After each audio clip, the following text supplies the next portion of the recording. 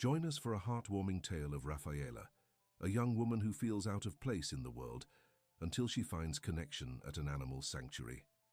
This touching romance follows her journey as she discovers her purpose and opens her heart to love while fighting to protect the creatures she cherishes. Before we begin this story, comment below where you're watching from. The morning sun filtered through the dusty window of Rafaela's small apartment as she packed the last of her belongings into a worn suitcase. 26 years of life and everything she owned fit into 2 bags. She paused, looking at the framed photo of her grandmother on the nightstand, the only person who had ever truly understood her.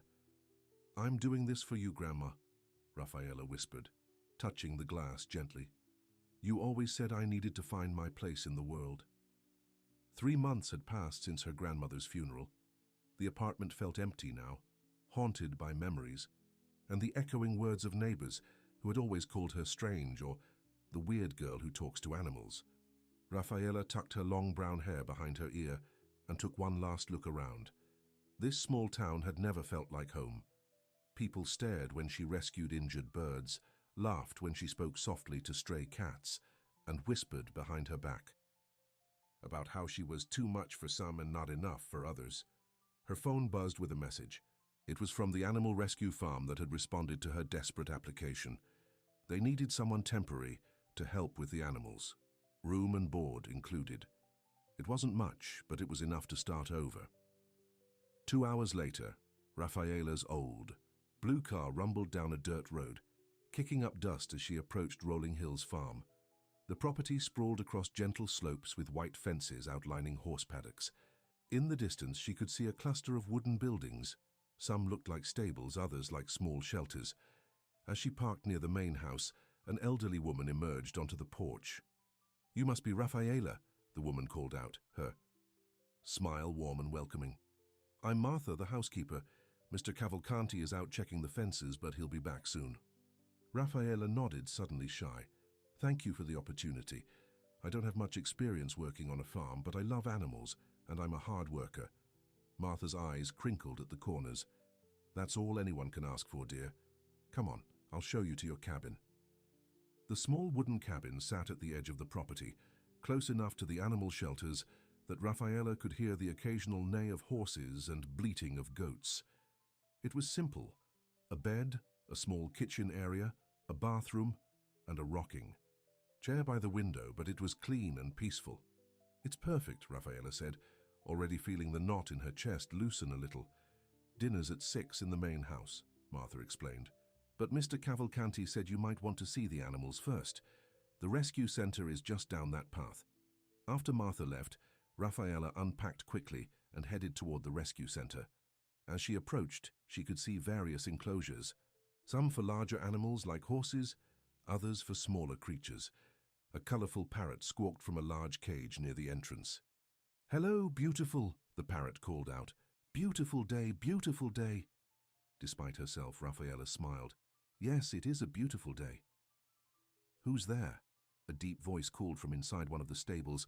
Rafaela froze, unsure if she should answer or retreat. A tall man emerged, wiping his hands on a rag. His dark hair was slightly tousled, and there was a smudge of dirt on his tanned cheek. He looked to be about 30, with eyes that seemed both kind and troubled. "I'm Rafaela Silva," she said quietly. "I'm the new help." The man's expression softened. "Lorenzo Cavalcanti, this is my farm."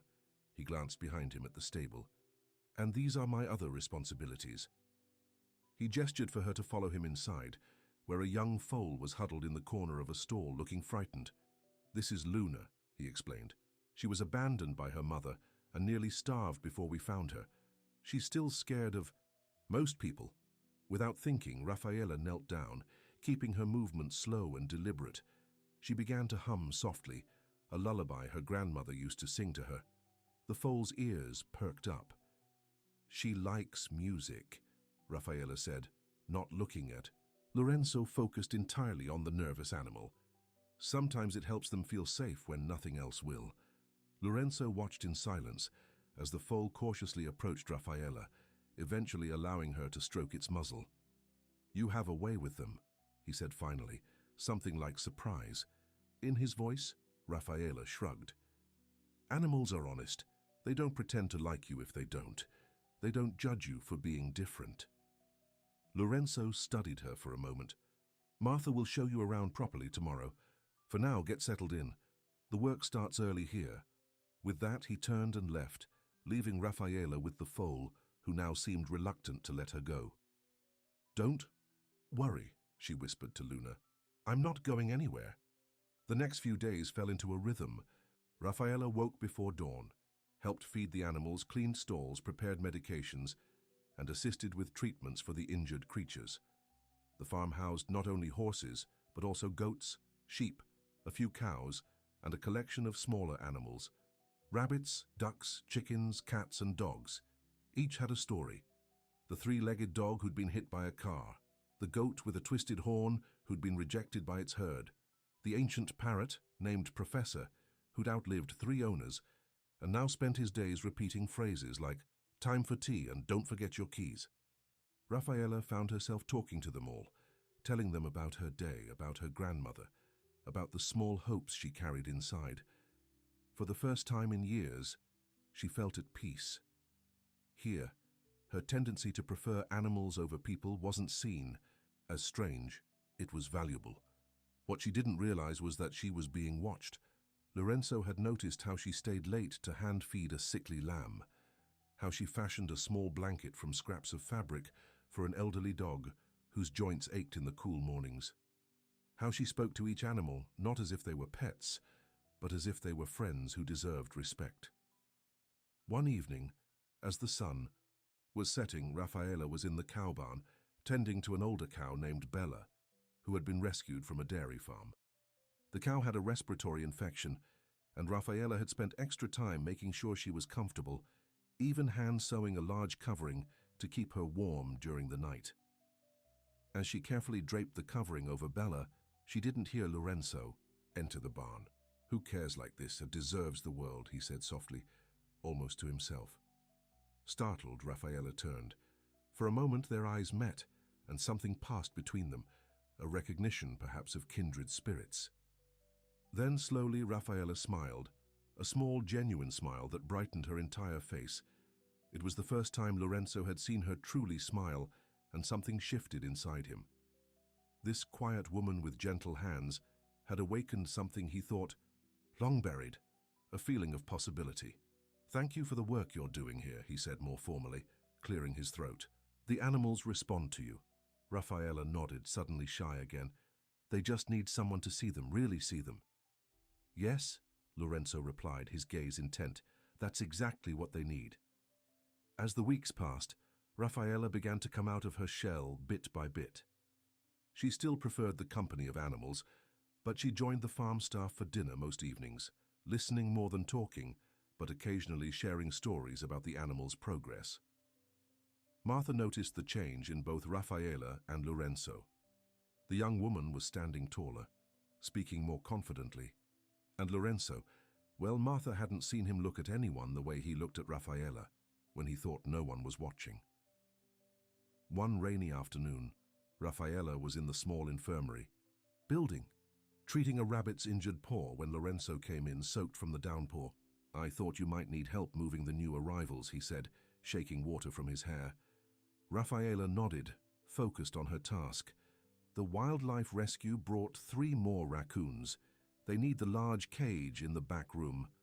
They worked side by side, preparing the space for the orphaned raccoons. It was the longest they had been alone together, and gradually, Lorenzo began to talk. "I never wanted this place, you know," he confessed, as they lined the cage with soft bedding. "The farm has been in my family for generations. Everyone expected me to take over. I tried to escape it, went to college for business, lived in the city for a while." Raffaella listened, sensing he needed to share this. "But I was empty there," he continued. "Nothing felt right. It was only when I came back and started the animal rescue that I began to feel like I might have a purpose." "The animals give you that," Raffaella said softly. "A reason to keep going. To be better."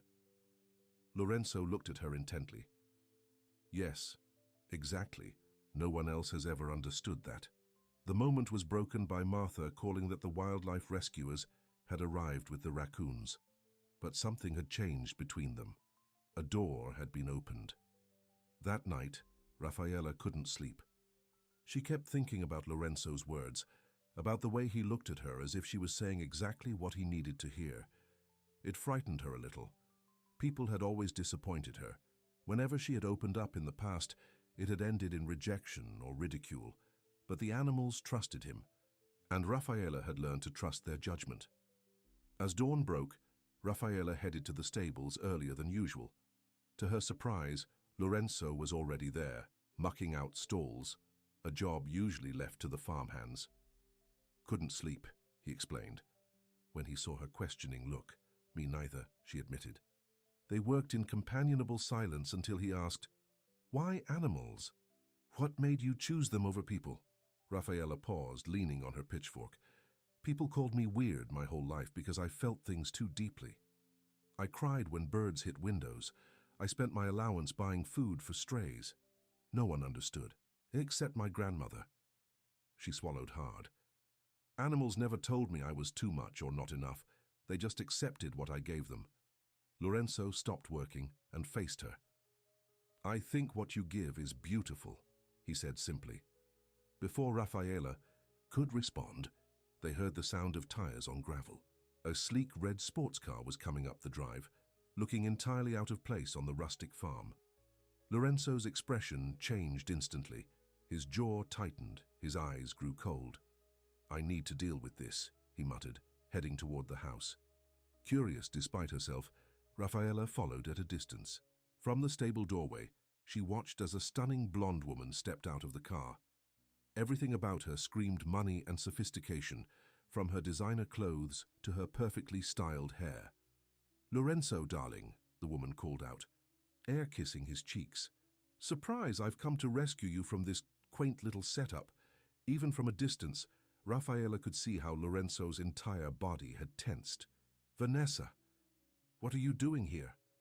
The woman, Vanessa, laughed, a tinkling sound that somehow held no warmth.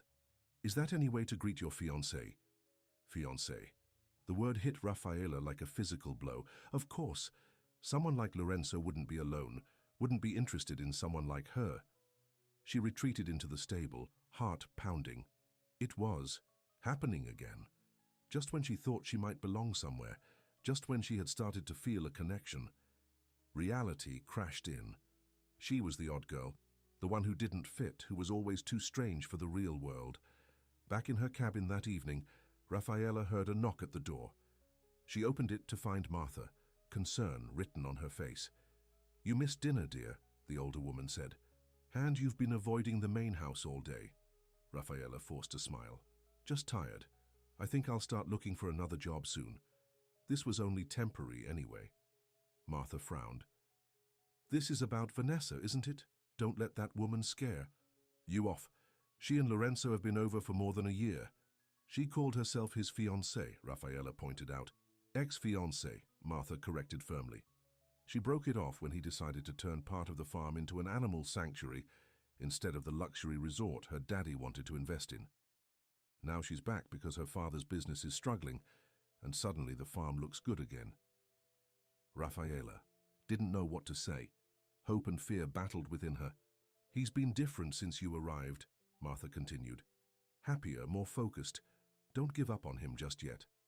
After Martha left, Raffaella sat on her porch, listening to the night sounds of the farm, the soft nickering of horses, the distant hooting of an owl. This place had begun to feel like home. The thought of leaving made her chest ache, but the arrival of Vanessa had awakened all her old insecurities. How could she compete with someone so polished, so confident? Someone who probably never had to sew blankets for old dogs or sing lullabies to frightened foals. As she sat there, Professor the parrot flew down from a nearby tree and landed on the porch railing. "Beautiful girl," he squawked. "Beautiful heart." Despite herself, Raffaella smiled. "At least you think so," she told the bird. In the distance, she could see lights on in the main house, and two silhouettes in what appeared to be a heated discussion. Vanessa's arrival had stirred up more than just Raffaella's insecurities. Little did she know that the next day would change everything, forcing her to decide whether to run away once more or finally stand her ground. Morning came too soon for Rafaela. She had barely slept, her mind racing with thoughts of Vanessa and what her presence meant. Still, the animals needed care, regardless of her personal worries. She pulled on her work clothes and headed to the stables, hoping to avoid any awkward encounters. Luna, the once frightened foal, now trotted up to the fence when she saw Rafaela approaching. The transformation in the young horse over the past weeks had been remarkable, from cowering in corners to eagerly seeking attention. "At least you're happy to see me," Rafaela murmured, stroking Luna's muzzle. "She's not the only one." Rafaela turned to find Lorenzo standing a few feet away, 2 steaming mugs in his hands. He looked tired, with dark circles under his eyes, suggesting he'd slept as poorly as she had. "Coffee?" he offered, extending one of the mugs. "Martha said you skipped breakfast." Rafaela accepted the mug cautiously. "Thank you." They stood in awkward silence for a moment, both looking at Luna rather than each other. "About yesterday," Lorenzo began. "You don't owe me any explanations," Rafaela interrupted, her voice carefully neutral. "Your personal life is your business." Lorenzo sighed. "Vanessa isn't my fiancée, not anymore. She broke our engagement over a year ago when I decided to convert part of the farm into an animal sanctuary. That's what Martha said. It's the truth." He looked directly at her now. "Vanessa wanted me to be someone I'm not. The businessman, running luxury resorts, attending society parties, playing the role her father approved of." Rafaela met his gaze briefly before looking away. "And now she's back. Her father's investment firm is struggling. Suddenly, a profitable working farm with land looks attractive again." His voice hardened. "She'll be leaving today. I made that clear last night." Before Rafaela could respond, they heard the sound of heels clicking on the gravel path. Vanessa appeared, impeccably dressed even at this early hour, her expression sour. "There you are, Lorenzo. I've been looking everywhere." She barely glanced at Rafaela. "We need to finish our conversation from last night." "We finished it, Vanessa," Lorenzo said firmly. "My answer hasn't changed." Vanessa's perfect smile faltered. "You're being ridiculous. Daddy's offer is more than generous." Finally, she turned her attention to Rafaela. "And who might you be? New stable girl?" Rafaela straightened her shoulders.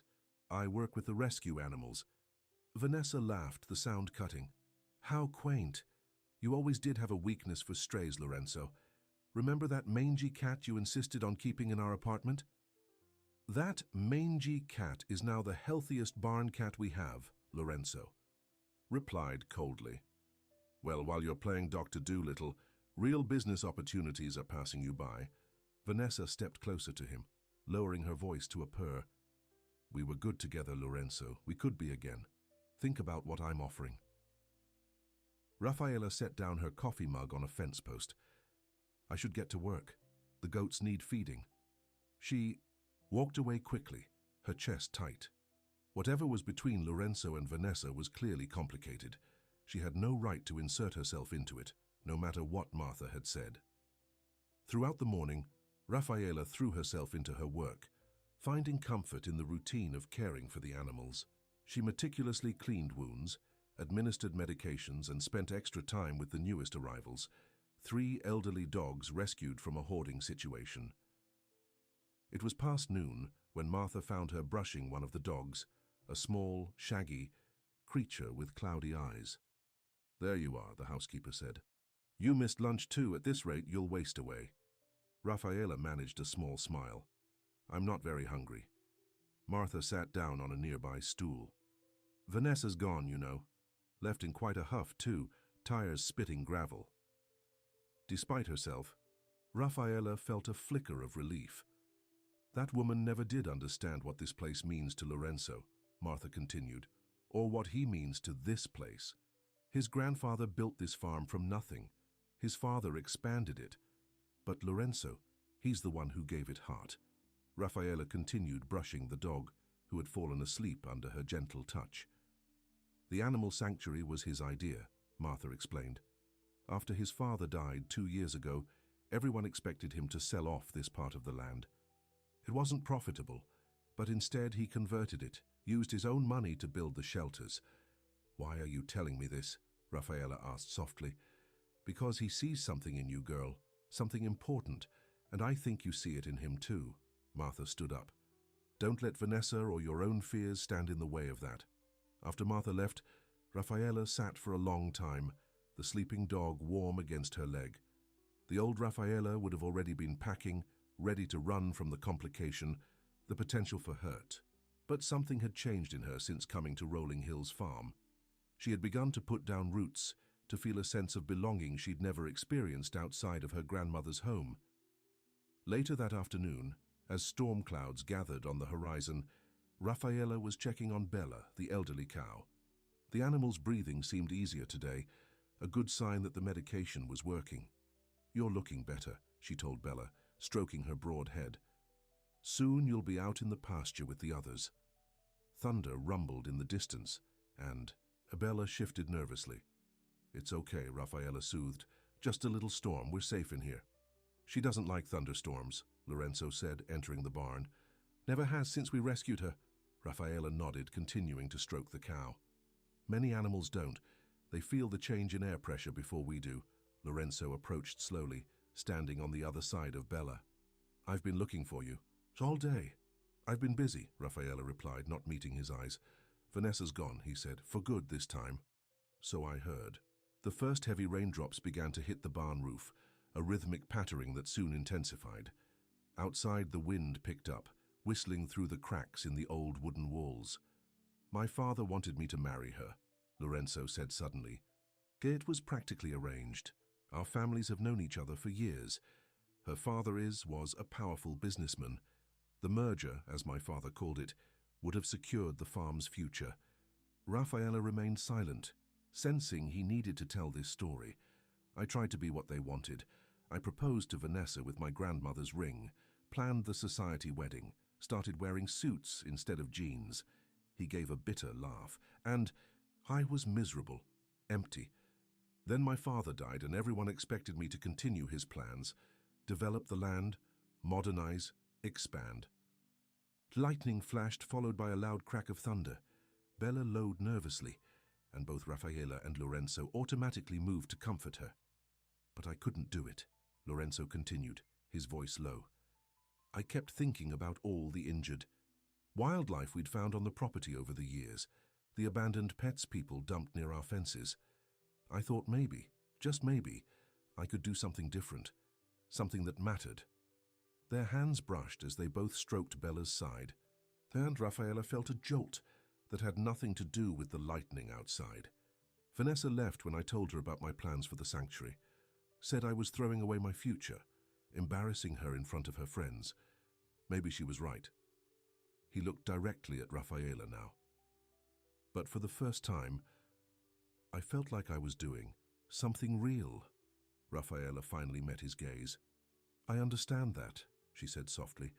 "After my grandmother died, everyone told me to sell her house, get a real job, stop spending time with strays. But it never felt right. The storm was directly overhead now, rain pounding on the roof, wind howling around the barn. But inside, with the animals and Lorenzo, Rafaela felt strangely at peace. When you came here," Lorenzo said, "I saw how you were with the animals, how your hands were gentle even when you were tired, how you talked to them like they mattered. And I thought, here is someone who sees the world the way I'm trying to." Rafaela felt her cheeks warm. "I'm nothing special. I just care. That is what makes you special," he insisted. "Caring, really caring, is rare. Most people pretend.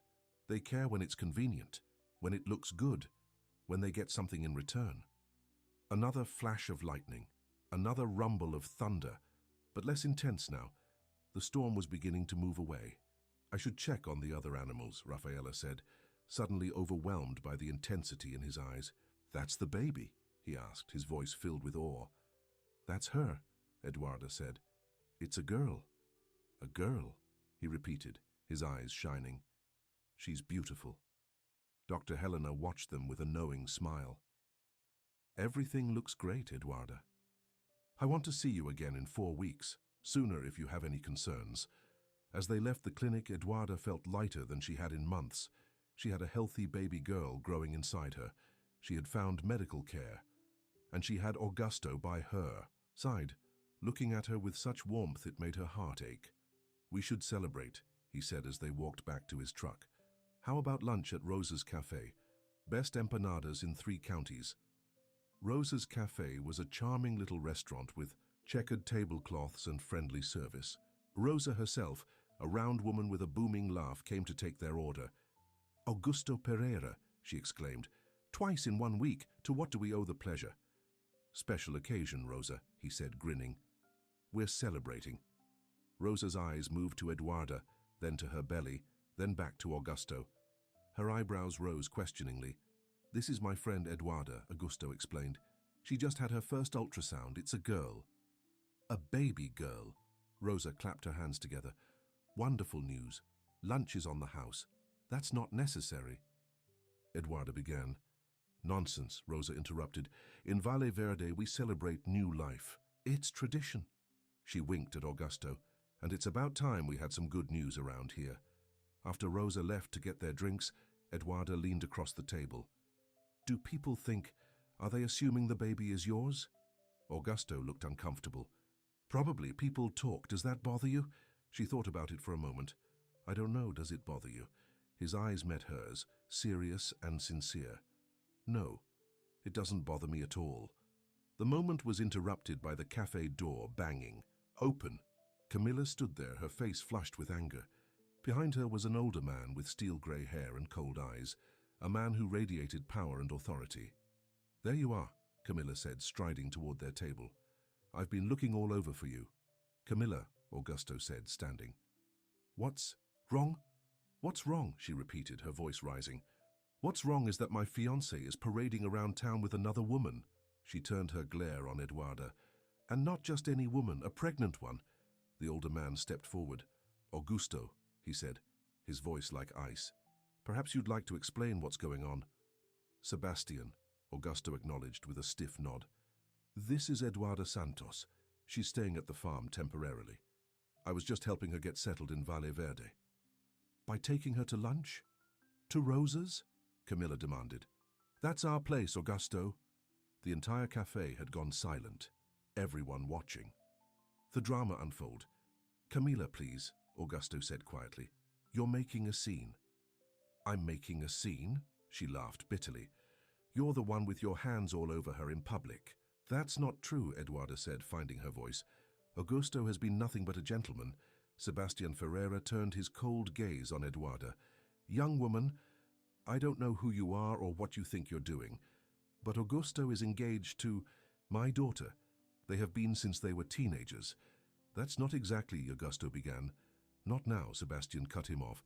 "We'll discuss this privately." He turned to his daughter. "Camilla, wait in the car. Augusto and I need to talk business." Camilla shot one last venomous look at Eduarda before storming out. Sebastian gestured to a table in the corner, and Augusto reluctantly followed him. Eduarda sat alone, acutely aware of the stares and whispers around her. This was exactly what she'd been trying to escape: judgment, gossip, humiliation. She considered leaving, but where would she go? She didn't even have the truck keys. From across the room, she could see Sebastian talking intently to Augusto, his face stern and uncompromising. Augusto's shoulders were tense, his expression growing more troubled by the moment. Finally, the men stood. Sebastian left without a backward glance. Augusto returned to Eduarda, his face grim. "I'm so sorry about that," he said, sitting down heavily.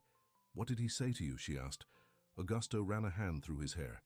"Sebastian supplies most of the seeds and equipment for my farm. He's just made it clear that if I don't handle this situation, he'll cancel our contracts." He sighed.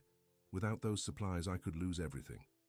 "By handle this situation, he means me, doesn't he?" Eduarda said quietly. Augusto nodded reluctantly. "Now," Lorenzo stood, his body tense. "What are you doing here, Vanessa? I thought I made myself clear." Vanessa's smile was sharp. "Things have changed. Daddy's made some new arrangements. The development deal is back on the table, with or without your cooperation. That's impossible, Lorenzo said, frowning. I own this land. Do you? Vanessa's laugh was cold. You might want to check with your brother about that. Eduardo has been more receptive to our proposals. Rafaela saw the color drain from Lorenzo's face. Eduardo has no authority to make deals about rolling hills. Not according to the loan documents your father signed before he died, Vanessa replied smugly. Documents that give my father's company certain rights if the terms aren't met, terms that Eduardo has been helping to adjust. Lorenzo took a step toward her. What are you talking about? Business, darling. Just business. Vanessa finally acknowledged Rafaela with a dismissive glance. Perhaps you should discuss this privately.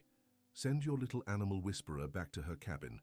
Anything you have to say can be said in front of Rafaela, Lorenzo stated firmly. Vanessa shrugged. Have it your way, but it won't change the fact that by this time next month, your precious animal sanctuary will be the site of an exclusive resort and spa. The bulldozers are already scheduled. Rafaela felt as if the ground had shifted beneath her feet. Just when she had found a place to belong, just when she had begun to hope for a future here, it was all being threatened. You can't do this, she said, finding her voice. These animals have nowhere else to go. Vanessa's eyes were cold. Not my problem. Maybe you can find a nice petting zoo to take them. Lorenzo's hands clenched into fists. This isn't over, Vanessa. I won't let you or my brother or your father destroy what we've built here. It was over before it began, Vanessa replied, turning to go. Check your mail, Lorenzo. The legal notices were delivered today. You have 30 days to vacate the sanctuary portion of the property. Her gaze flicked to Rafaela. Both of you. As Vanessa drove away, Rafaela felt the familiar urge to run, to pack her meager belongings and disappear before the pain of losing another home could fully take hold. But when she looked at Lorenzo, at the devastation and determination warring in his expression, she knew she couldn't leave. Not this time. Not when everything that mattered was at stake. What do we do now? She asked quietly. Lorenzo turned to her, his jaw set.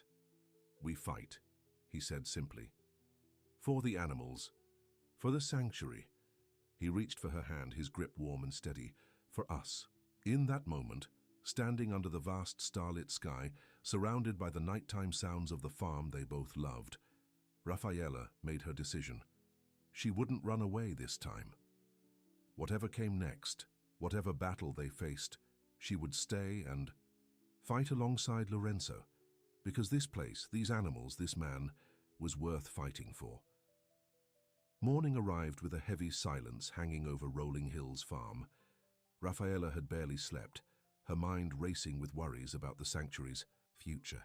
When she finally gave up trying to rest and headed to the kitchen cabin for coffee, she found Martha already there, her usually cheerful face drawn with concern. You heard? The older woman asked, pushing a steaming mug toward Rafaela. Rafaela nodded, wrapping her hands around the warm cup. I was there when Vanessa delivered the news. Martha clicked her tongue disapprovingly. That woman has always been trouble. And Eduardo... She shook her head. I've known those boys since they were children. Eduardo was always jealous of Lorenzo, always felt he deserved more of the family legacy. Where is Lorenzo now? Rafaela asked, trying to keep the worry from her voice. Been up all night in his office, going through papers? Wouldn't even take the breakfast I brought him. Martha sighed. That boy's carrying the weight of the world on his shoulders. Rafaela finished her coffee quickly. I'll check on him after. I feed the animals. The morning routine with the animals provided some comfort in its familiarity. As Rafaela moved from pen to pen, stall to stall, she found herself whispering reassurances, not just to the creatures, but to herself. We're not going anywhere, she told Luna, as she brushed the growing foal's coat. Lorenzo will find a way to save this place. Professor the parrot swooped down to perch on a nearby fence post. Fight, fight, fight, he squawked, picking up the word Lorenzo had used the night before. That you might be interested in helping establish the school. He hesitated. I hope that was okay. Laura kissed him gently.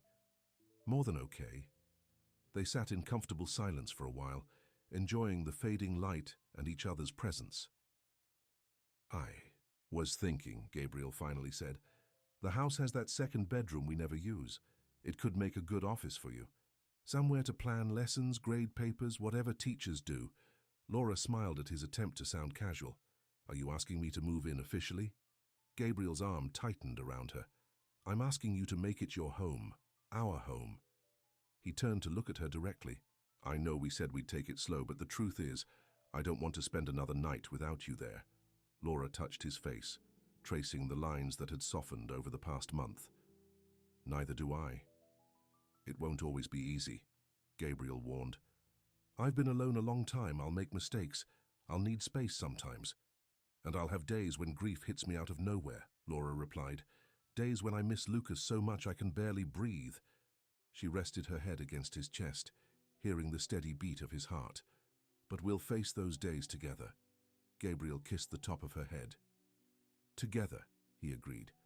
Later, as they walked hand in hand back to the house, their house now, Laura thought about the journey that had brought them to this moment. A flood that had nearly taken her life had instead given her a new one. A man who had saved her from drowning had ended up saving her heart as well, and she, in turn, had helped him emerge from the isolation of his grief, had shown him that it was possible to honor the past while still embracing the future. Inside the house, Laura stopped by the desk where her notebook lay. She hadn't written a letter to Lucas in weeks, she realized, not because she had forgotten him or moved on from her grief, but because she had found a new way to carry him with her. She opened the notebook to a fresh page and wrote, "Dear Lucas, I wish you could see me now. I think you'd hardly recognize your cautious, planning sister. I found a home in a place I never intended to stay. I found love with a man I never expected to meet. I'm going to help build a school in a village where children need it. Most importantly, I'm smiling again, really smiling. And I know that's what you would have wanted for me more than anything. You'll always be a part of me. But now, instead of drowning in grief over losing you, I'm learning to swim in the joy of having had you in my life.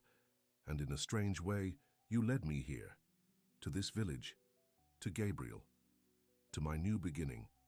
Love, always, Laura."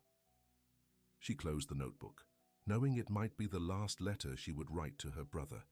Not because she would stop thinking of him or missing him, but because she had found a way to carry him forward in her heart without being anchored to the past. Gabriel appeared in the doorway, watching her with understanding in his eyes. "Okay?" he asked simply. Laura nodded, rising to join him. "More than okay." He pulled her into his arms, holding her close, his chin resting on top of her head. "I was thinking about Michael today," he said quietly, "about how he would have loved this place, the school especially." Laura tightened her arms around him, knowing how much it meant that he could speak of his brother now without being overwhelmed by guilt and grief. "Maybe we could name it after him," she suggested. "The Michael Torres School." Gabriel was quiet for a moment, emotion making it hard for him to speak. "I'd like that," he finally managed. "Thank you." Laura looked up at him, at the face that had become so dear to her in such a short time. "Thank you," she whispered, "for pulling me from the river, for giving me a reason to smile again." Gabriel's hand came up to touch her cheek, his eyes filled with love. "Thank you for teaching me how to live again, for showing me that where there's love there isn't only loss. There's also healing," Laura finished, smiling up at him, that small, genuine smile that had first broken through his defenses and begun to thaw his frozen heart. Gabriel nodded, his own lips curving in response. And second chances. As the night settled around their home on the hill, Laura and Gabriel held each other, both marveling at how a single moment, a woman falling from a bridge, a man diving into a flood, had changed the course of their lives. Forever. Outside, the last traces of the flood had disappeared, leaving the land renewed, ready for new growth, new beginnings. "How did you find me?" "Your grandmother had a friend in town who mentioned you had moved to an animal sanctuary. It took some detective work, but I eventually traced you here." The lawyer smiled. "She would be pleased, I think, to see where you've landed." After the lawyer left, Rafaela retreated to her cabin, needing privacy to read her grandmother's final words. Lorenzo understood, promising to come find her before Eduardo and the Hendersons arrived. Alone, sitting on her small porch with the sounds of the farm around her, Rafaela carefully opened the envelope. My dearest Rafaela, if you're reading this, then I'm gone, but you've found a place where you truly belong. I always knew you would, even when others doubted. Your heart is too big, too beautiful to remain alone forever. The money I've left you is yours to use however you choose. I have only one piece of advice. Use it for love. Not the romantic kind, necessarily, though I wouldn't mind seeing you settled, with someone who appreciates your gentle soul. I mean the kind of love that has always guided you, compassion for those who cannot speak for themselves. You were always called strange for caring too deeply. But I knew the truth. The world has too few who care as you do. Don't let anyone dim that light in you. Find your purpose. Build your sanctuary, whatever form it takes, and know that I am watching over you, proud of the woman you've become. All. My love, Grandma. Tears streamed down Rafaela's face as she folded the letter. It was as if her grandmother had somehow known exactly what she would need, exactly when she would need it. A soft knock on the cabin door roused her from her thoughts. Lorenzo stood there, his expression a mix of hope and hesitation. I didn't want to intrude, he said softly, but I wanted to check on you before the meeting. Rafaela wiped her tears and invited him in. The cabin was small, making his tall frame seem even larger in the confined space. My grandmother always believed in me, she said, holding up the letter, even when no one else did. She somehow knew I'd find a place like this. Lorenzo sat beside her on the small sofa. I don't want to presume anything, Rafaela. The money is yours, your future, your choice. She looked at him, really looked at him, at the kindness in his eyes, the strength in his hands that could be so gentle with injured animals, the worry lines on his forehead that spoke of his care for the sanctuary. The letter says to use the money for love, she said quietly, for compassion for those who cannot speak for themselves. Understanding dawned in his eyes. The sanctuary, she nodded.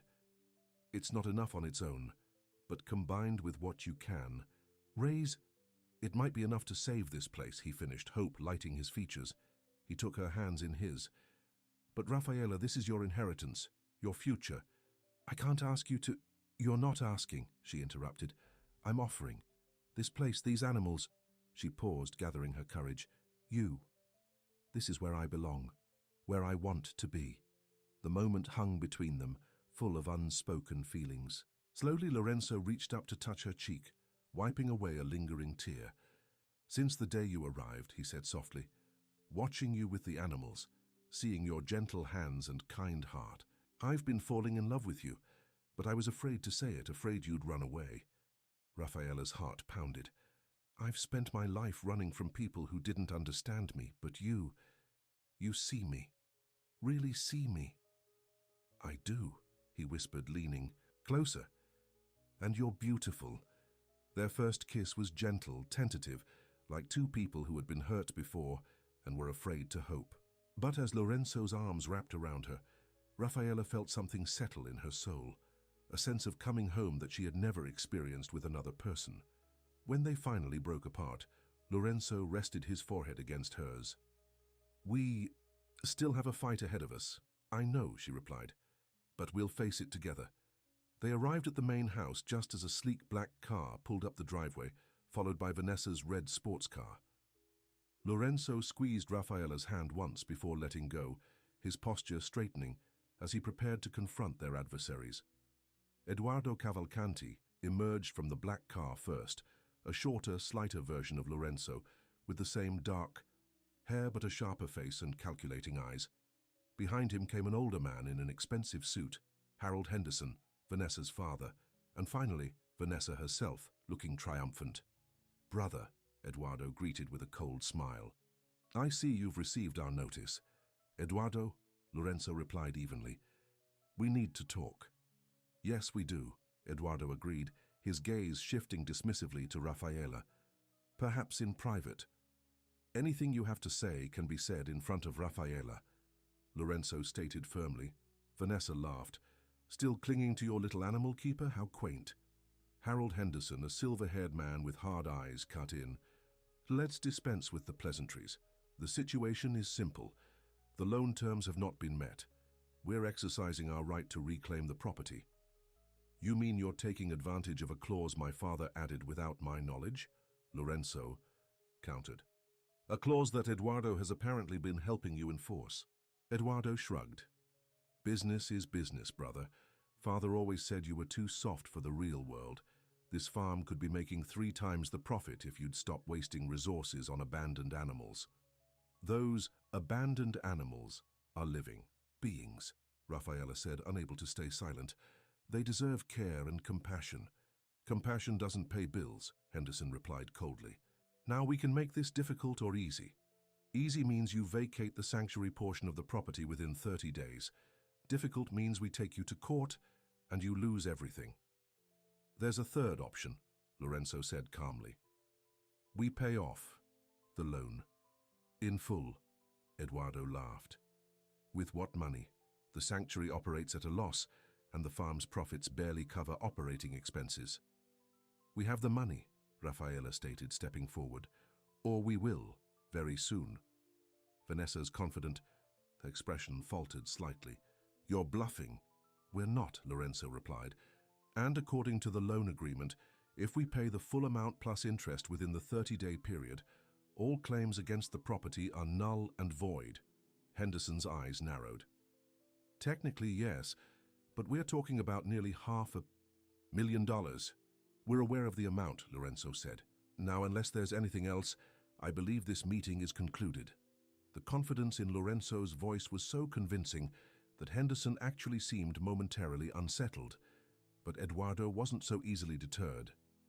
This is a waste of time, he spat. You don't have that kind of money. And even if you did, what then? You'll continue pouring resources into a failing animal shelter? For what? So you can play hero with your new girlfriend.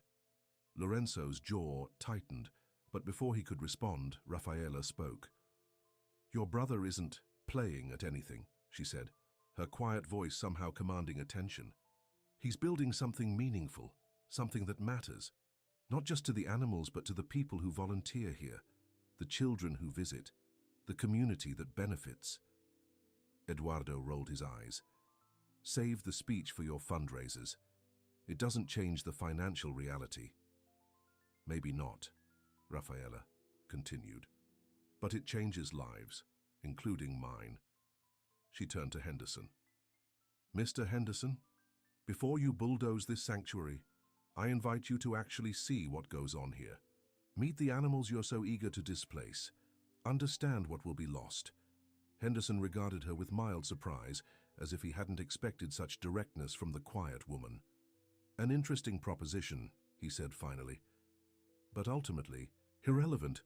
Business is business, as young Eduardo said.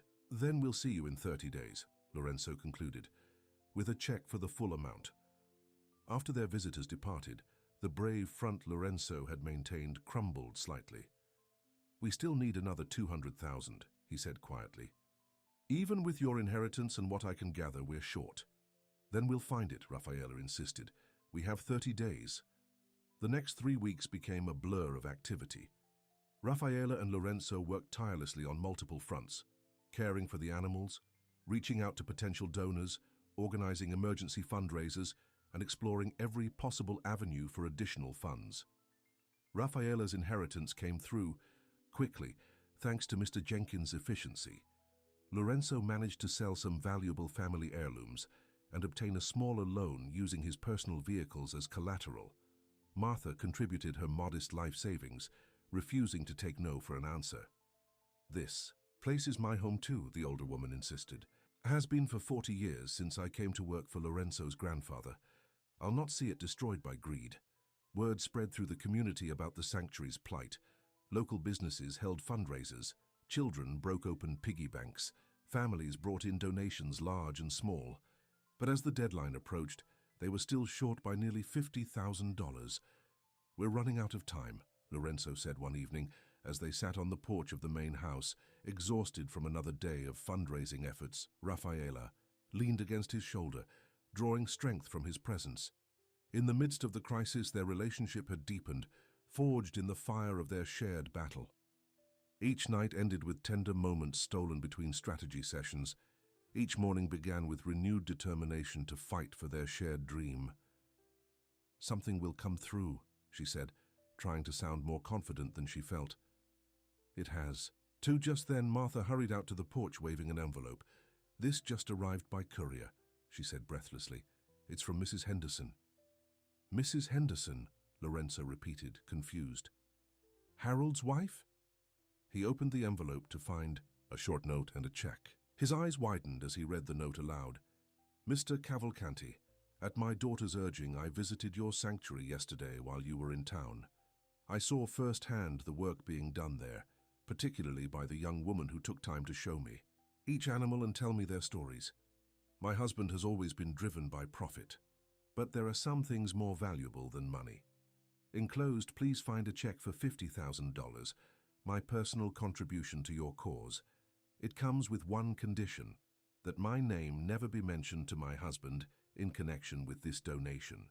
With respect, Eleanor Henderson," Rafaela gasped. "I had no idea. A woman came by yesterday asking questions while you were meeting with the bank. I just showed her around, told her about the animals. She seemed genuinely interested, but I never thought—" "Vanessa's mother," Lorenzo said wonderingly. "I've only met her a few times. She's always been in the background, overshadowed by Harold and Vanessa." Rafaela looked at the check, hardly daring to believe it. "This means—" "We have enough," Lorenzo confirmed, his voice thick with emotion. "We can save the sanctuary." The realization washed over them both. After weeks of desperate fundraising, of sleepless nights and worried days, they had reached their goal. The bee sanctuary, their home, the animals, all would be safe.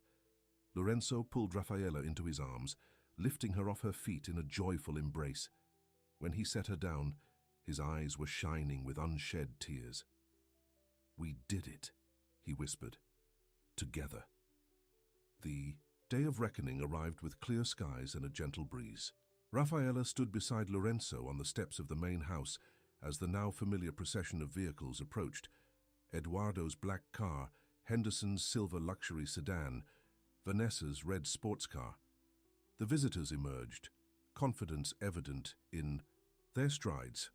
"I hope you've packed up the animal enclosures," Eduardo called out. "The bulldozers arrive tomorrow." Lorenzo said nothing, simply waiting as they approached. Henderson was the first to reach the steps, looking impatient. "Let's make this quick," he said. "Have you vacated the property?" "Not exactly," Lorenzo replied calmly. He reached into his jacket and pulled out an envelope. "Inside you'll find a cashier's check for the full amount of the loan plus interest, as specified in the agreement." The confident smiles froze on their faces. Henderson snatched the envelope, opening it quickly. His eyes widened as he examined the check. "This is unexpected," he said finally. Eduardo stepped forward, disbelief evident. "Let me see that." He looked at the check, then at his brother. Where did you get this kind of money?" "It turns out," Lorenzo said, taking Rafaela's hand, "that when people believe in something, truly believe in it, they'll fight for it. This sanctuary means something to this community, to the families whose children learn about compassion here, to the volunteers who find purpose in caring for creatures who can't care for themselves, and to those who believe that kindness matters," Rafaela added softly, thinking of Eleanor Henderson's surprising gift. Vanessa, who had been uncharacteristically quiet, finally spoke. "So that's it? You win? The animals stay, the developers go home, and you and your girlfriend live happily ever after?" "The loan is paid," Lorenzo replied simply. "According to the terms your father set, the claim against the property is now void. So yes, the sanctuary stays." Henderson carefully refolded the check and placed it in his pocket. "Well played, young man. I underestimated your resourcefulness." He turned to Eduardo. "And you assured me they couldn't possibly raise the funds." Eduardo's face flushed with anger. "This isn't over, brother. Father left half the farm to me. I still have rights." "Rights to the profitable half, yes," Lorenzo agreed. "Which you're welcome to manage however you see fit, but the sanctuary remains under my control, and I think it's time we made that legally binding." Martha appeared in the doorway, accompanied by a middle-aged man in a suit. "Mr. Cavalcanti, your attorney." Has arrived with the papers you requested. Henderson's eyebrows rose. More surprises? Just ensuring that what happened this time doesn't happen again, Lorenzo explained. I've drawn up papers to formally divide the property. Eduardo gets his half to manage conventionally. I keep the sanctuary portion with complete autonomy. Eduardo looked from Lorenzo to the attorney, clearly caught off guard by this development. You're just giving me half the farm. It's what father wanted, Lorenzo said. For both his sons to have a place here. You've always been better at the business side anyway. This way we both get what we want. For a moment, Eduardo seemed speechless. It was clear he had expected a fight, not a compromise. Finally, he gave a curt nod. I'll have my attorney review the papers. Of course, Lorenzo agreed. In the meantime, I believe our business here is concluded. As their visitors prepared to leave, Vanessa lingered behind, approaching Rafaela, while Lorenzo spoke with the attorney. I don't understand you, she said, studying Rafaela with genuine curiosity. You could have used that inheritance for yourself. Nice apartment, decent car, actual clothes instead of those worn jeans. Why throw it all away on this place, on him? Rafaela met her gaze steadily. Because here, I found something I never had before. Acceptance, purpose, love. She glanced toward Lorenzo. And someone who sees me for exactly who I am. Not too much, not too little, just right. Vanessa seemed about to say something cutting, but then her expression shifted, softened almost imperceptibly. My mother came here, didn't she? That's where the final money came from. Rafaela hesitated, remembering Eleanor Henderson's condition. It's okay, Vanessa said with an unexpected hint of vulnerability. I won't tell my father. I just wondered. She has a kind heart, Rafaela said, carefully. She saw value in what we're doing here. Vanessa nodded slowly. She always did have a soft spot for wounded things. With that cryptic comment, she turned and walked to her car, her high heels clicking on the gravel. As the vehicles disappeared down the driveway, Lorenzo came to stand beside Rafaela, wrapping an arm around her waist. It's really over, she said, still hardly able to believe it. We did it. We did, he agreed, pulling her closer. But it's not over. It's just beginning. He turned to face her fully.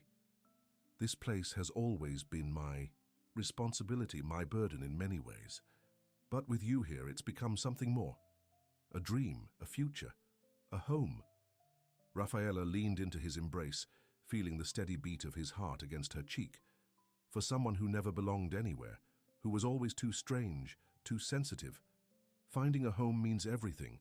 Lorenzo lifted her chin gently, his eyes full of love. You belong here, Rafaela, with the animals, with Martha, with me. You always will. As the sun began to set over Rolling Hills Farm, casting golden light across the sanctuary they had fought so hard to save, Rafaela knew with absolute certainty that her grandmother had been right. She had found her place in the world, a place where caring deeply wasn't a flaw but a gift, a place where who she was, exactly as she was enough. More than enough. It was precisely what she deserved. 6 months had passed since the day they saved Rolling Hills Farm. Winter had given way to spring, and the sanctuary bloomed with new life. Wildflowers dotted the pastures, newborn goats pranced in their enclosures, and the once frightened animals now basked in the security of a permanent home. Rafaela stood by the fence of Luna's paddock, watching as the once frightened foal, now a confident young horse, galloped playfully alongside 2 rescued ponies. The transformation in Luna mirrored Rafaela's own journey, from fearful and alone to secure and loved. She's come so far, Lorenzo said, coming up behind Rafaela and wrapping his arms around her waist. Just like someone else I know. Rafaela leaned back against his chest, savoring the comfort of his embrace. These past months had been the happiest of her life. Working side by side with Lorenzo, watching their shared vision for the sanctuary expand, falling more deeply in love each day, it was more than she had ever dared to hope for. The new volunteer coordinator starts tomorrow, she reminded him, and the school group comes for their first visit on Thursday. Martha's baking enough cookies to feed an army, Lorenzo chuckled. She says children need proper snacks when they're learning about animals. The sanctuary had thrived since their victory. Word had spread about their successful fight to save the animal refuge, bringing new supporters, volunteers, and even a few substantial donations. They had hired a part-time veterinarian and expanded the rehabilitation areas for injured wildlife. The visiting program for local schools had been Rafaela's idea, a way to teach children about compassion and responsible animal care. "Have you heard from Eduardo?" Rafaela asked. Knowing the relationship between the brothers remained tentative, Lorenzo nodded. "He called yesterday. The organic crop initiative is going well. He's even talking about setting aside a small portion of his profits for the sanctuary's medical supplies." The compromise between the brothers had yielded unexpected results. Eduardo, given free rein over the traditional farming operation, had discovered a talent for agricultural innovation. While he would never share Lorenzo's passion for animal rescue, he had begun to respect his brother's commitment. "I never thought he'd come around," Rafaela marveled. "People can surprise you," Lorenzo replied. Speaking of which, Martha mentioned seeing Vanessa in town yesterday. Rafaela tensed slightly. Though they had won the battle for the sanctuary, Vanessa's bitter defeat had left her wondering if the woman might still harbor resentment. "Did she say anything?" "Apparently, she's moved back permanently. Her father's company is opening a regional office here." Lorenzo gave Rafaela a reassuring squeeze. "Don't worry," Martha said. She actually asked how the sanctuary was doing.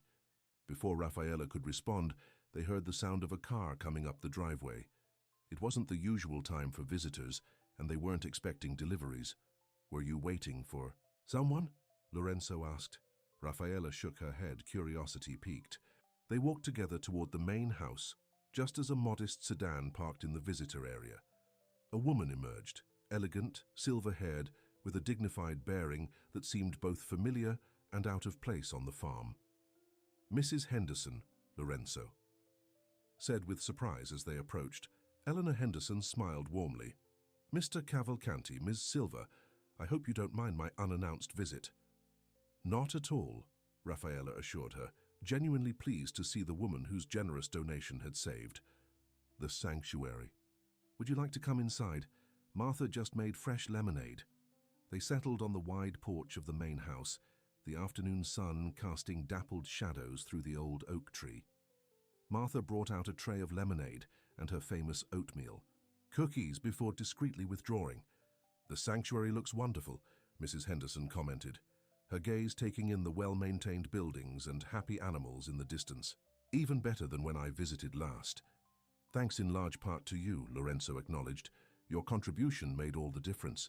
The older woman waved away his gratitude. "I merely did what I felt was right." She took a sip of lemonade, her expression turning more serious. "I've come today with news that might interest you and perhaps a proposition." Rafaela and Lorenzo exchanged curious glances. "My husband and I are separating," Mrs. Henderson continued calmly.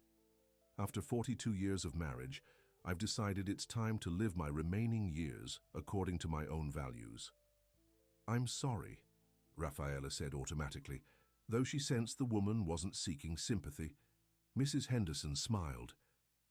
"Don't be, dear. It's been a long time coming. Harold and I haven't shared the same perspective on life for many years. His focus on profit, above all else, it wasn't always that way." Her eyes took on a distant look. "When we were young, he wanted to change the world, make it better. Somewhere along the way, he lost sight of that." "People can change," Lorenzo offered, unconsciously taking Rafaela's hand. "Yes, they can," Mrs. Henderson agreed, her gaze lingering on their joined hands. "For better or worse, which brings me to my proposition. As part of our separation agreement, I've received control of several investment accounts, including a significant environmental impact fund." She reached into her handbag and removed a folder. "I'd like to establish an endowment for Rolling Hills Animal Sanctuary, a permanent fund that would provide ongoing support for your operations and allow for thoughtful expansion." Rafaela gasped softly. "An endowment? But that's extremely generous," Lorenzo finished, looking stunned. Mrs. Henderson handed the folder to Lorenzo. The initial amount would be $1 million, with the possibility of additional funds in the future. You would maintain complete control over the sanctuary's operations. I would simply be a silent partner, if you will. Why? Rafaela asked, unable to contain her curiosity. Why do this for us? The older woman's expression softened. When I visited this place, I saw something I hadn't seen in a very long time. People doing work that truly matters, not for recognition or profit, but because it needs to be done. She looked directly at Rafaela. The way you spoke about each animal, the care in your hands when you treated that injured rabbit, it reminded me of the young woman I once was, before society expectations and my husband's ambitions redirected my path. She turned to Lorenzo. And you, young man, had the courage to stand up for what you believe in, even against your own family. That kind of integrity deserves support. Lorenzo looked through the documents, his expression a mix of awe and caution. This is incredibly generous, Mrs. Henderson, but what about your family? What will Vanessa and your husband think? A small, determined smile played at the corners of Mrs. Henderson's mouth. Harold will be too busy with his new developments to notice or care what I do with my portion of our assets. As for Vanessa, she sighed. My daughter and I have had our differences over the years, but recently we've begun talking again. Really talking. Has she visited the sanctuary? Rafaela asked, remembering Vanessa's parting words months ago. Not yet, Mrs. Henderson replied, but she's asking questions about it. About both of you, actually. I think her perspective may be shifting in small ways.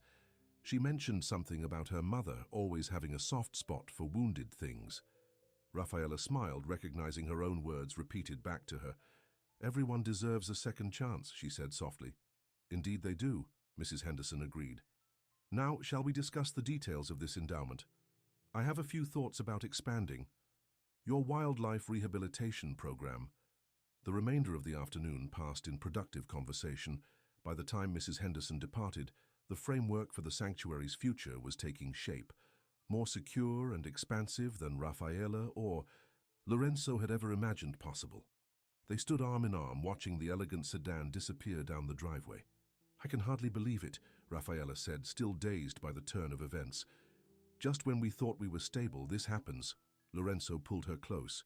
You know what my mother used to say? Good hearts attract good fortune. Your grandmother must have believed something similar.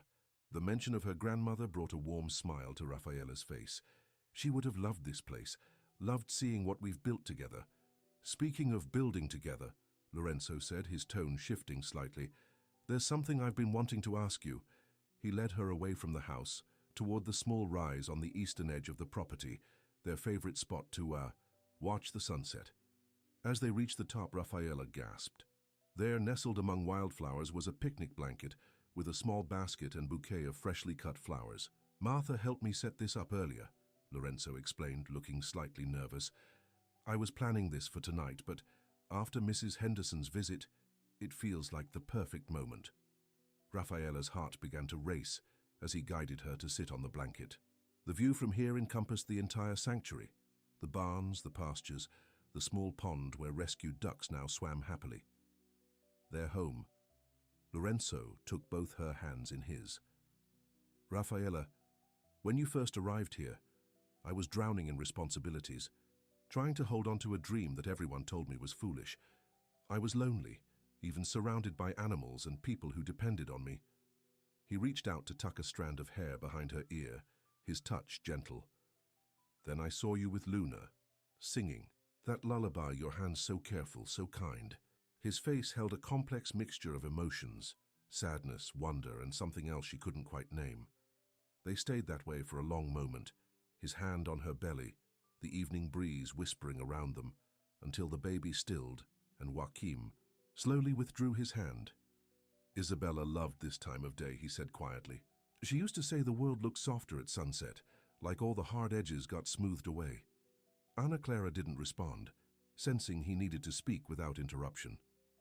I couldn't look at sunsets after she died, he continued.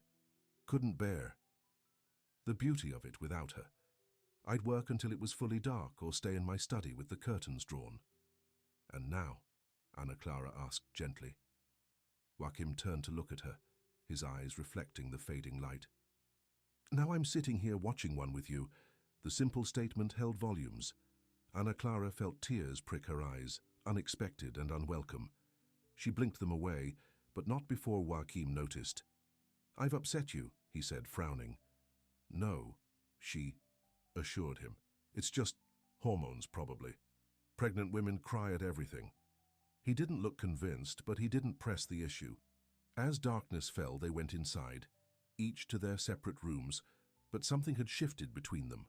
A door opened that neither was sure could ever be closed again.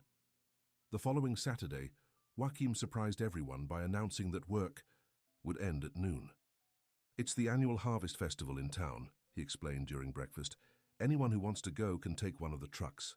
The farm hands exchanged excited glances. The festival was apparently a highlight of the rural community's social calendar. "Will you come, Ana Clara?" Elena asked. "There's music and dancing and the best food you've ever tasted." Ana Clara hesitated. "I don't know if I should—" "You should come," Joachim interrupted, his voice casual, but his eyes intent on her face. "It would do you good to get off the farm for a day." Rosa, who had been quietly observing the exchange, smiled knowingly. "I've got a dress that might fit you, even with the baby. I'll bring it by your room." And so, despite her misgivings, Ana Clara found herself riding into town that afternoon, wearing a simple blue cotton dress that Rosa had altered to accommodate her belly. She sat in the passenger seat of Joachim's truck, while the others followed. In the farm's older vehicle. "You didn't have to drive me personally," she said as they bounced along the dirt road. "I could have gone with the others." "I know," Joachim replied, his eyes on the road, "but I wanted to." The simple admission hung in the air between them, neither uncomfortable nor unwelcome, just there, like so many things that remained unspoken. The town was small, but bustling with activity. The main street had been transformed for the festival, with booths selling crafts and food. A small stage where a local band played, and tables set up for community meals. Colorful banners hung across the street, and children ran about, faces painted and hands sticky with candy. As they walked through the crowd, Ana Clara was acutely aware of curious glances. A pregnant stranger accompanied by the reclusive Joachim Mendez was clearly a subject of interest. "Everyone's staring," she murmured. "Let them," Joachim said, placing a protective hand at the small of her back. "They've been gossiping about me for years. Might as well give them something new to talk about." Despite her initial discomfort, Ana Clara found herself enjoying the festival. The food was delicious, the music lively, and the general atmosphere one of community and celebration. Joachim stayed close by her side, occasionally explaining local traditions or introducing her to people he knew. "Joachim Mendez," called a plump woman with silver hair. "I haven't seen you at a festival in years." "Mrs. Alvarez," he greeted her with a respectful nod. "This is Ana Clara. She's helping at the farm." Mrs. Alvarez's eyes took in Ana Clara's pregnant form and her proximity to Joachim, clearly drawing her own conclusions. "How wonderful to meet you, dear. Any friend of Joachim's is a friend of mine." Before Ana Clara could correct the misunderstanding, Mrs. Alvarez had moved on to another group, already whispering animatedly. "I think she believes—" Ana Clara began. "I know what she believes," Joachim cut her off. "Does it bother you, Ana?" Clara considered the question. "Shouldn't it bother you? People thinking the baby is yours." Something flashed in his eyes. Not anger, but something equally intense. "No," he said simply. "Like her mother," Lorenzo observed with affection, wrapping an arm around his wife's waist. "Always wanting to learn, to understand." They stood together, watching the children work in the garden, while their daughter babbled between them. The distant Luna, now a beautiful mare, grazed peacefully alongside the other rescued horses. Professor the Parrot could be heard repeating his expanding vocabulary from his favorite perch near the visitor center. "Did I tell you Eduardo called this morning?" Lorenzo asked. "The Organic Honey Initiative is taking off. He wants to donate some of the profits to our new bee conservation program." Rafaela smiled. "He's come a long way." "We all have," Lorenzo agreed, his gaze taking in the sanctuary they had built together. Remember that first day when I saw you covering Bella? With that blanket you'd made? Who cares like this deserves the world, Rafaela quoted softly, leaning against his shoulder. I meant it then, he said, and I mean it even more now. You deserve everything good, Rafaela, and I'm grateful every day that I get to be part of giving it to you. The sound of car tires on gravel caught their attention. They turned to see a red sports car, newer and sleeker than before, pulling into the visitor parking area. Vanessa Henderson emerged, looking slightly hesitant as she surveyed the sanctuary. Beside her, a dignified Eleanor Henderson exited the passenger side. Your mother-in-law's here for her weekly visit, Lorenzo observed, and it looks like she finally convinced Vanessa to come along. Over the past 2 years, Eleanor had become an integral part of their lives, a surrogate grandmother to Sophia and a treasured advisor for the sanctuary. Her relationship with her daughter had slowly mended, though Vanessa had kept her distance from Rolling Hills until now. I should go greet them, Rafaela said, bouncing Sophia gently in her arms. We'll greet them together, Lorenzo corrected with a smile. As a family. As they walked toward their visitors, Sophia cooed and reached toward the butterflies fluttering among the flowers. Eleanor waved, her face lighting up at the sight of her granddaughter. Even Vanessa managed a tentative smile. Welcome to Rolling Hills, Rafaela called out, genuine warmth in her voice.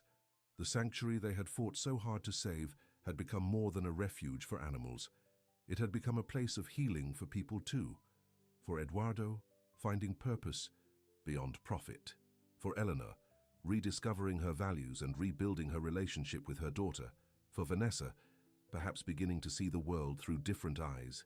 And most of all, for Rafaela and Lorenzo themselves. Two souls who had found in each other not just love but understanding, recognition, home. As they approached the visitors, Sophia babbling happily in Rafaela's arms, Lorenzo gave his wife's hand a gentle squeeze. The simple gesture contained everything: gratitude, partnership, love. In the end, Rafaela's grandmother had been right. Those who care for others, who give themselves fully to protecting the vulnerable, who love without reservation, they deserve to be cared for in return.